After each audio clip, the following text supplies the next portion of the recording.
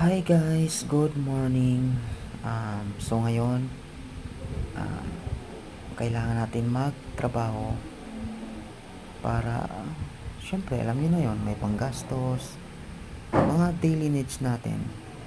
Hindi naman pwedeng hindi tayo magtrabaho, syempre, saan tayo kukuha ng panggastos?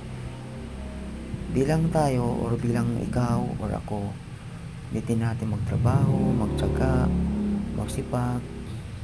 Syempre, hindi naman habang buhay na may mahihingian tayo ng tulong, di ba?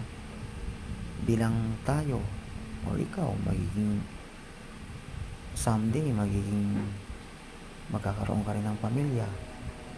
So ngayon, samahan niyo ako para mag-work. So hanggang dito na lang po yung video natin. So bye.